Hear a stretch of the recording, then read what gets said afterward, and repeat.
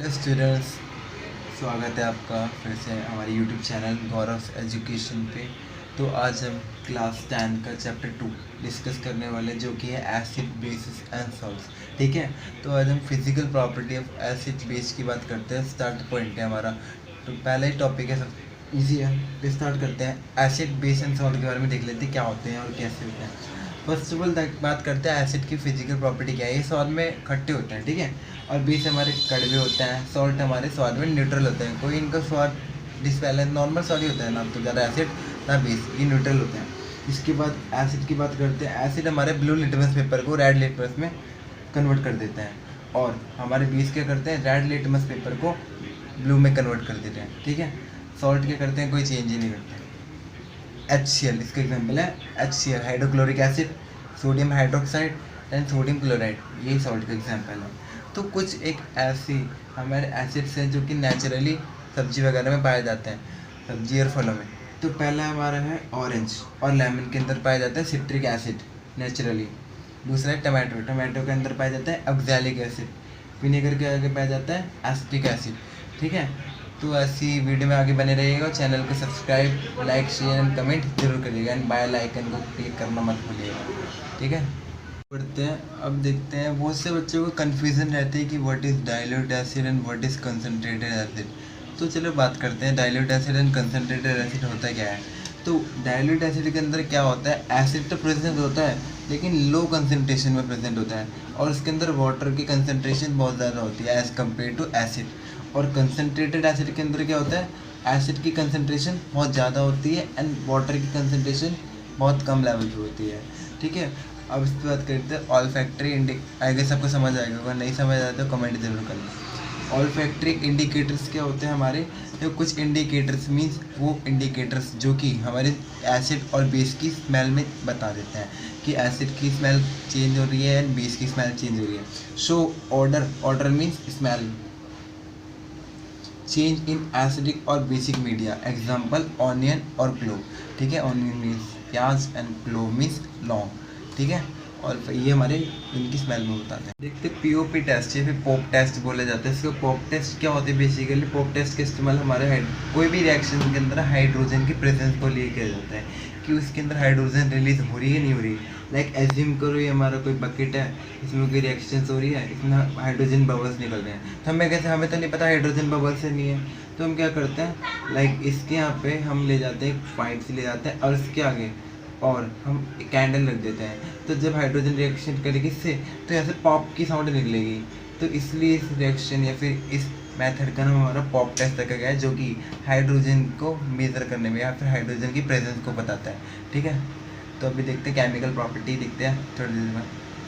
Chemical properties of acid and base. ठीक है, तो केमिकल प्रॉपर्टीज़ मीन्स जब केमिकल रिएक्शन में जब हमारे एसिड बेस आते हैं तो हम किस तरीके से रिएक्ट करते हैं। फर्स्ट ऑफ ऑल हम देखते हैं रिएक्शन विद मेटल्स। तो हम चेक करते हैं मेटल के साथ जब भी रिएक्ट करते हैं तो किस तरीके से बिहेव करते हैं। तो जब हमने एसिड को मेटल के साथ रिएक्ट करा है तो उसने दिया सॉल्ट प्लस हाइड्रोजन गैस। ठीक है, तो इसके एग्जाम्पल देखो, HCl प्लस जिंक। HCl और जिंक में रिएक्शन जो कुछ उसी प्रकार से हो रही है जैसे कुछ डिस्प्लेसमेंट रिएक्शन नहीं होती, हमने देखी थी चैप्टर 1 के अंदर। तो जिंक इसको हटा देगा, देन देखो ZnCl2 बना, zinc chloride and hydrogen gas. ठीक है, सिमिलरली होती है बेस के साथ। बेस जब मेटल से रिएक्ट करता है तो सॉल्ट प्लस हाइड्रोजन गैस ही बनती है, like sodium hydroxide plus zinc. तो इसमें सोडियम जिंकेट, ये हमारा सॉल्ट है, सोडियम जिंकेट सॉल्ट का नाम है, याद रखना, और हाइड्रोजन रिलीज होती है। ठीक है, अब आते हैं reaction with metal carbonate and metal bicarbonates पे। तो देखो मेटल कार्बोनेट जब एसिड से रिएक्ट करती है तो salt, carbon dioxide and water release होता है। जब मेटल बाइकार्बोनेट एसिड से रिएक्ट करती है तो सेम प्रोडक्ट बनते हैं, salt, carbon dioxide and water. इसके एग्जांपल देखो, सोडियम कार्बोनेट, मेटल कार्बोनेट की जब रिएक्शन हो रही है हाइड्रोजन क्लोराइड से, मतलब एसिड से, तो क्या बन रहा है, salt, carbon dioxide and water. और जब हमारी सोडियम बाइकार्बोनेट की रिएक्शन हो रही है एसिड से, क्या बन रहा है, sodium chloride, carbon dioxide and water. दोनों के अंदर सेम प्रोसीजर है बट बैलेंसिंग का थोड़ा सीन है। समझ आया तक? ठीक है, अभी थोड़ा आगे बढ़ते हैं। आगे देखते हैं चैप्टर में न्यूट्रलाइजेशन रिएक्शन। तो न्यूट्रलाइजेशन रिएक्शन बेसिकली होती क्या है, नाम से पता चल रहा है इसमें न्यूट्रल हो रहा है, कोई चीज़ न्यूट्रल हो रही है। तो जब हम एसिड और बेस को एक साथ मिलाते हैं तो वो हमारी न्यूट्रलाइजेशन रिएक्शन होती है।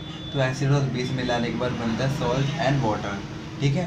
तो ये न्यूट्रल हो जाता है बेसिकली। आपने देखा होगा न्यूट्रलाइजेशन रिएक्शन, आपने घर में देखी होगी, लाइक जब आपकी और एसिडिटी होती है तो आप पीते हैं ना इनो, तो वो बेस होता है।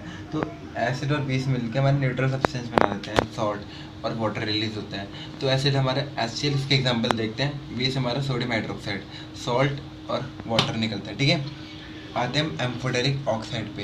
तो हमने एम्फोटेरिक वर्ड आई गेस सुना होगा। एम्फोटेरिक लाइक जानवर कौन सा होता है, फ्रॉग होता है, जो कि टेरेस्ट्रियल पे भी रहता है और वाटर में भी रहता है। तो ऐसी प्रॉपर्टी देखते हैं हम एज ए कंपाउंड लाइफ बोल सकता है, एज ए केमिकल्स में। तो एम्फोटेरिक ऑक्साइड कौन से होते हैं, जो कि वो मेटल ऑक्साइड जो कि विच बिहेव लाइक बोथ एसिड और बेस की तरह, दोनों की तरह बिहेव करते हैं। तो अभी हम देखते हैं मेटल ऑक्साइड की प्रॉपर्टी देखते हैं, नीचे देख लो। मेटल ऑक्साइड हमारे एसिडिक नेचर के होते हैं, एसिडिक नेचर के होते हैं हमेशा सारे मेटल ऑक्साइड। लाइक कौन से लोगे, सोडियम ऑक्साइड, जिंक ऑक्साइड, ठीक है, ये सारे हमेशा एसिडिक नेचर के होते हैं। उल्टे लिख दिए, सॉरी बेसिक नेचर के होते हैं। और नॉन मेटालिक ऑक्साइड हमेशा एसिडिक नेचर के होते हैं, ये याद रखना। सॉरी यार मिस्टेक के लिए, एसिडिक नेचर के होते हैं। लाइक कौन सा लोगे, क्लोरीन ऑक्साइड एक्सेट्रा। तो ये सारे हमेशा एसिडिक नेचर के होते हैं और मेटल ऑक्साइड बेसिक नेचर के होते हैं। और एम्फोटेरिक होते हैं जिनके अंदर दोनों प्रॉपर्टी पाई जाती है, एसिड और बेस की। तो लाइक एम्फोटेरिक के एग्जांपल देख लेते हैं। एल्यूमिनियम ऑक्साइड है और जिंक ऑक्साइड भी है। तो एल्यूमिनियम ऑक्साइड लाइक जब एसिड से रिएक्ट कर रही है तो बेस की तरह ट्रीट हो रही है। देखो एसिड बेस मिलाने पे तो सॉल्ट बनता है ना, तो देखो इन दोनों को मिलाने पे सॉल्ट बन रहा है। तो यहाँ की तरफ ये बेस की तरह बिहेव कर रही है, ठीक है।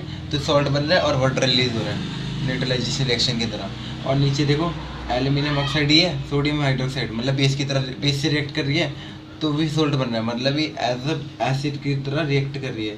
तो ये दोनों की तरह रिएक्ट कर रही है, इसलिए एम्फोटेरिक इसका नेचर है, ठीक है। अब चैप्टर के नेक्स्ट टॉपिक दोस्तों, चैप्टर के सेकंड लास्ट टॉपिक पे पढ़ते हैं, जो कि हमारा पीएच, ठीक है। तो हमने पीएच टर्म बहुत बार सुना होगा, पीएच हमने सुना होगा क्या होता है। तो पीएच बेसिकली क्या होता है, concentration of H+ ion in a solution, ठीक है, फिर इन अ पर्टिकुलर केमिकल। तो इसकी कंसंट्रेशन होती है हमारे H+ आयन की। तो लाइक एक पीएच स्केल होता है, देखो पीएच स्केल होता है जिसमें हमारे एक तरफ होती है H+ आयन की कंसंट्रेशन जो बढ़ती जाती है, दूसरी तरफ H+ आयन की कम होती रहेगी, मतलब OH नेगेटिव बढ़ती जा रही है।